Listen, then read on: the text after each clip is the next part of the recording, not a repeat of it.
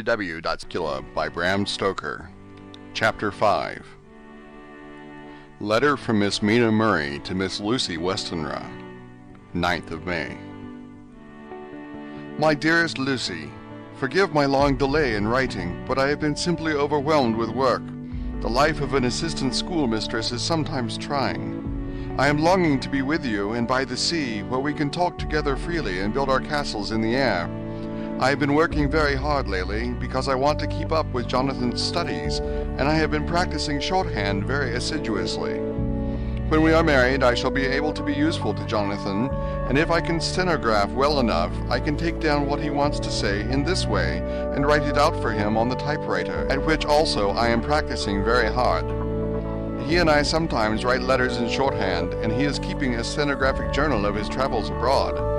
When I am with you, I shall keep a diary in the same way. I don't mean one of those 2 pages to the week with Sundays squeezed in a corner diaries, but a sort of journal which I can write in whenever I feel inclined. I do not suppose there will be much of interest to other people, but it is not intended for them. I may show it to Jonathan some day if there is in it anything worth sharing, but it is really an exercise book. I shall try to do what I see lady journalists do, interviewing and writing descriptions and trying to remember conversations. I am told that, with a little practice, one can remember all that goes on or that one hears said during a day. However, we shall see. I will tell you of my little plans when we meet. I've just had a few hurried lines from Jonathan from Transylvania. He is well, and will be returning in about a week. I am longing to hear all his news. It must be nice to see strange countries. I wonder if Jonathan and I, shall ever see them together. There is the 10 o'clock bell ringing. Goodbye. Your loving Mina. Tell me all the news when you write. You have not told me anything for a long time. I hear rumors, and especially of a tall, handsome, curly-haired man. Letter, Lucy Westenra to Mina Murray. 17 Chatham Street, Wednesday. My dearest Mina, I must say you tax me very unfairly with being a bad correspondent. I wrote you twice since we parted, and your last letter was only your second. Besides, I have nothing to tell you. There is really nothing to interest you. Town is very pleasant just now, and we go a great deal to picture galleries and for walks and rides in the park. As to the tall, curly-haired man, I suppose it was the one who was with me at the last pop. Someone has evidently been telling tales. That was Mr. Homewood. He often comes to see us, and he and Mamma get on very well together. They have so many things to talk about in common. We met some time ago a man that would just do for you if you were not already engaged to Jonathan. He is an excellent party, being handsome, well off, and of good birth. He is a doctor, and really clever. Just fancy. He is only 29, and he has an immense lunatic asylum all under his own care. Mr. Homewood introduced him to me, and he called here to see us, and often comes now. I think he is one of the most resolute men I ever saw, and yet the most calm. He seems absolutely imperturbable. I can fancy what a wonderful power he must have over his patients. He has a curious habit of looking one straight in the face, as if trying to read one's thoughts. He tries this on very much with me, but I flatter myself he has got a tough nut to crack. I know that from my glass. Do you ever try to read your own face? I do, and I can tell you it is not a bad study, and it gives you more trouble than you can well fancy if you have never tried it. He says that I afford him a curious psychological study, and I humbly think I do. I do not, as you know, take sufficient interest in dress to be able to describe the new fashions. Dress is a bore. That is slang again, but never mind. Arthur says that every day. There, it is all out, Mina. We have told all our secrets to each other since we were children. We have slept together and eaten together and laughed and cried together, and now, though I have spoken, I would like to speak more. Oh, Mina, couldn't you guess? I love him. I'm blushing as I write, for although I think he loves me, he has not told me so in words. But oh, Mina, I love him. I love him. There, that does me good. I wish I were with you, dear, sitting by the fire undressing as we used to sit, and I would try to tell you what I feel. I do not know how I am writing this even to you. I am afraid to stop, or I should tear up the letter, and I don't want to stop, for I do so want to tell you all. Let me hear from you at once, and tell me all that you think about it. Mina, pray for my happiness. Lucy. P.S. I need not tell you this is a secret. Good night again, L. Letter, Lucy Westenra to Mina Murray, 24th of May. My dearest Mina, thanks and thanks and thanks again for your sweet letter. It was so nice to be able to tell you and to have your sympathy. My dear, it never rains but it pours. How true the old proverbs are. Here am I, who shall be 20 in September, and yet I never had a proposal till today. Not a real proposal, and today I had 3. Just fancy, 3 proposals in one day. Isn't it awful? I feel sorry, really and truly sorry, for 2 of the poor fellows. Oh, Mina, I am so happy that I don't know what to do with myself, and 3 proposals. But for goodness sake, don't tell any of the girls, or they would be getting all sorts of extravagant ideas, and imagining themselves injured and slighted if in their very first day at home they did not get 6 at least. Some girls are so vain. You and I, Mina dear, who are engaged and are going to settle down soon soberly into old married women, can despise vanity. Well, I must tell you about the 3, but you must keep it a secret, dear, from everyone, except of course Jonathan. You will tell him, because I would, if I were in your place, certainly tell Arthur. A woman ought to tell her husband everything, don't you think so, dear? And I must be fair. Men like women, certainly their wives, to be quite as fair as they are, and women, I am afraid, are not always quite as fair as they should be. Well, my dear, number 1 came just before lunch. I told you of him, Dr. John Seward, the lunatic asylum man, with the strong jaw and the good forehead. He was very cool outwardly, but was nervous all the same. He had evidently been schooling himself as to all sorts of little things, and remembered them, but he almost managed to sit down on his silk hat, which men don't generally do when they are cool. And then when he wanted to appear at ease, he kept playing with a lancet in a way that made me nearly scream. He spoke to me, Mina, very straightforwardly. He told me how dear I was to him, though he had known me so little, and what his life would be with me to help and cheer him. He was going to tell me how unhappy he would be if I did not care for him, but when he saw me cry, he said he was a brute and would not add to my present trouble. Then he broke off and asked if I could love him in time, and when I shook my head, his hands trembled, and then with some hesitation he asked me if I cared already for anyone else. He put it very nicely, saying that he did not want to wring my confidence from me, but only to know, because if a woman's heart was free, a man might have hope. And then, Mina, I felt a sort of duty to tell him that there was someone. I only told him that much, and then he stood up, and he looked very strong and very grave as he took both my hands in his, and said he hoped I would be happy, and that if I ever wanted a friend, I must count him one of my best. Oh, Mina dear, I can't help crying, and you must excuse this letter being all blotted. Being proposed to is all very nice and all that sort of thing, but it isn't at all a happy thing when you have to see a poor fellow whom you know loves you honestly going away and looking all broken-hearted, and to know that, no matter what he may say at the moment, you are passing out of his life. My dear, I must stop here at present. I feel so miserable, though I am so happy. Evening. Arthur has just gone, and I feel in better spirits than when I left off, so I can go on telling you about the day. Well, my dear, number 2 came after lunch. He is such a nice fellow, an American from Texas, and he looks so young and so fresh that it seems almost impossible that he has been to so many places and had such adventures. I sympathize with poor Desdemona when she had such a stream poured in her ear, even by a black man. I suppose that we women are such cowards that we think a man will save us from fears, and we marry him. I know now what I would do if I were a man and wanted to make a girl love me. No, I don't, for there was Mr. Morris telling us his stories, and Arthur never told any, and yet... My dear, I am somewhat previous. Mr. Quincy P. Morris found me alone. It seems that a man always does find a girl alone. No, he doesn't, for Arthur tried twice to make a chance, and I helping him all I could, I'm not ashamed to say it now. I must tell you beforehand that Mr. Morris doesn't always speak slang, that is to say, he never does so to strangers or before them, for he is really well educated and has exquisite manners, but he found out that it amused me to hear him talk American slang, and whenever I was present and there was no one to be shocked, he said such funny things.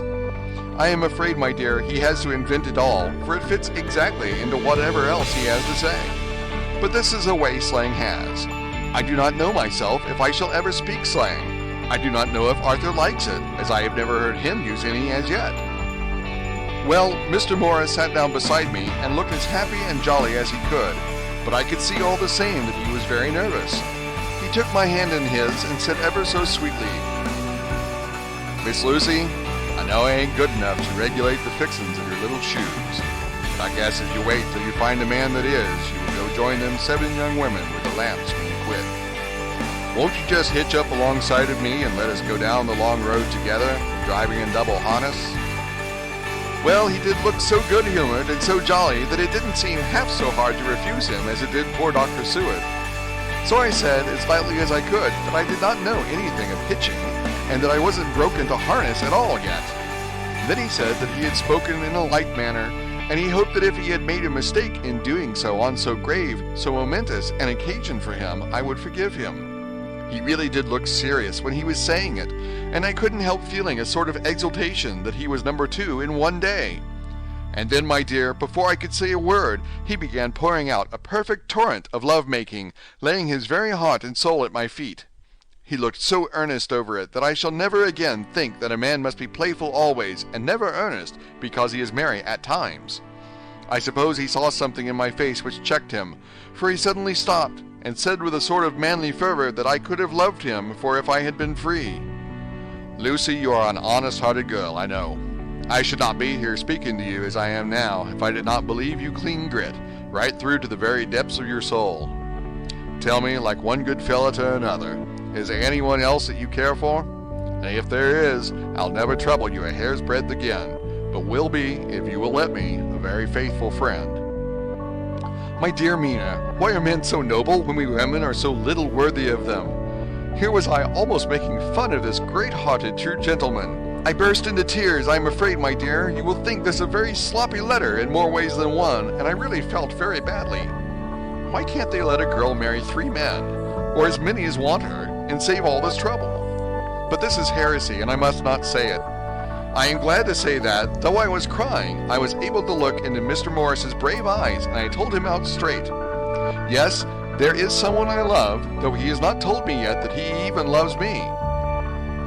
I was right to speak to him so frankly, for quite a light came into his face, and he put out both his hands and took mine. I think I put them into his, and said in a hearty way, "That's my brave girl. It's better worth being late for a chance of winning you than being in time for any other girl in the world. Don't cry, my dear. If it's for me, I'm a hard nut to crack, and I take it standing up. If that other fellow doesn't know his happiness, well, he better look for it soon, or he'll have to deal with me. Little girl, your honesty and pluck have made me a friend, and that's rarer than a lover. It's more selfish, anyhow. My dear, I'm going to have a pretty lonely walk between this and Kingdom Come. Won't you give me one kiss? It'll be something to keep off the darkness now and then. You can, you know, if you like, for that other good fellow, or you could not love him, hasn't spoken yet." That quite won me, Mina, for it was brave and sweet of him, and noble, too, to a rival, wasn't it? And he so sad, so I leaned over and kissed him. He stood up with my 2 hands in his, and as he looked down into my face, I'm afraid I was blushing very much. He said, "Little girl, I hold your hand, and you kiss me, and if these things don't make us friends, nothing ever will. Thank you for your sweet honesty to me, and goodbye." He wrung my hand, and taking up his hat, went straight out of the room without looking back, without a tear or a quiver or a pause, and I am crying like a baby. Why must a man like that be made unhappy when there are lots of girls about who would worship the very ground he trod on? I know I would if I were free, only I don't want to be free. My dear, this quite upset me, and I feel I cannot write of happiness just at once after telling you of it, and I don't wish to tell of the number 3 until it can be all happy. Ever your loving, Lucy.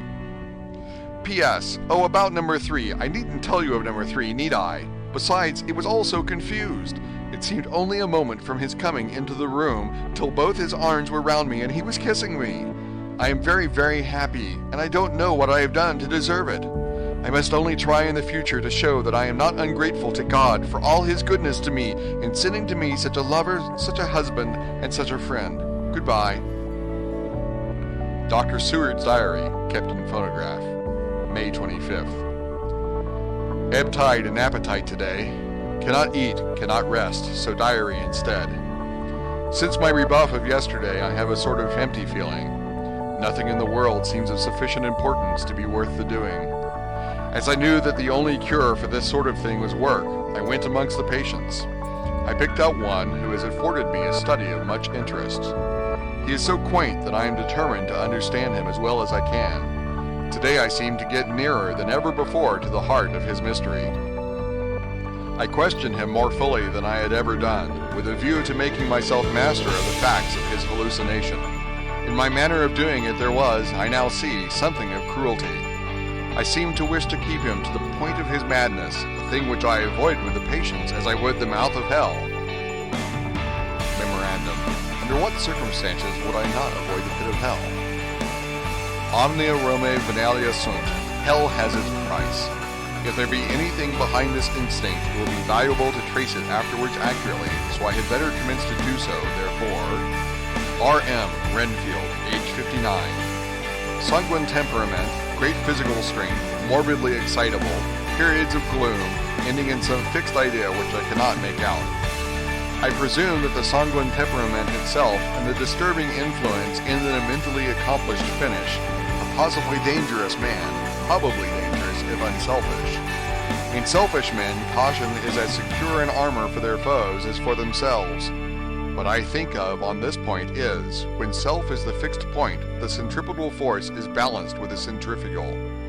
When duty, a cause, etc., is the fixed point, the latter force is paramount, and only accident or a series of accidents can balance it. Letter, Quincy P. Morris to Honorable Arthur Holmwood, 25th of May.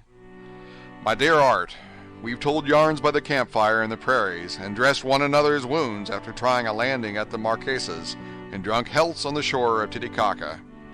There are more yarns to be told, and other wounds to be healed, and another health to be drunk. Won't you let this be at my campfire tomorrow night? I have no hesitation in asking you, as I know a certain lady is engaged to a certain dinner party, and that you are free. There will only be one other, our old pal at the Korea, Jack Seward. He's coming too, and we both want to mingle our weeps over the wine cup, and to drink a health with all our hearts to the happiest man in all the wide world, who has won the noblest heart that God has made, and best worth winning. We promise you a hearty welcome, and a loving greeting, and a health as true as your own right hand. We shall both swear to leave you at home if you drink too deep to a certain pair of eyes. Come. Yours as ever and always, Quincy P. Morris.